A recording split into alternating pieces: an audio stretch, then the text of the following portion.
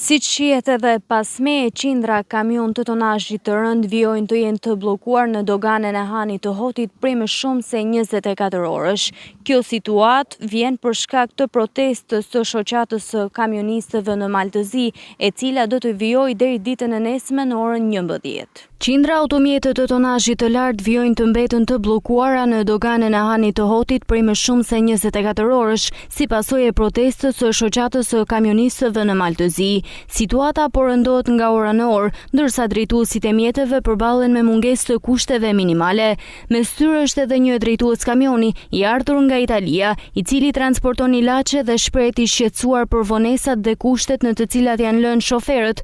Ai tregon se prej 2 ditësh ndodhet i bllokuar në kufi, pa mundësi për të furnizuar me ujë apo ushqim. Siamo qua come cagnolini. Na ka lënë këtu, na kanë bllokuar. Nuk kemi as ujë as ushqime. Nuk ka një bar, nuk ka një restorant, nuk ka asgjë.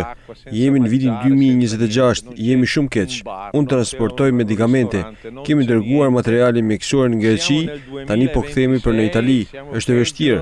Pastaj kam patentën që më skadon pas 2 ditësh, sepse pastaj dal në pension dhe ndoshta as nuk arrit të kthehem. La protesta, capisco tutti i problemi. Protesta e shoqatës së kamionistëve në Maltëzi pritet të zgjasë deri nesër në orën 11, ndërsa autoritetet kufitare vijojnë monitorimin e situatës.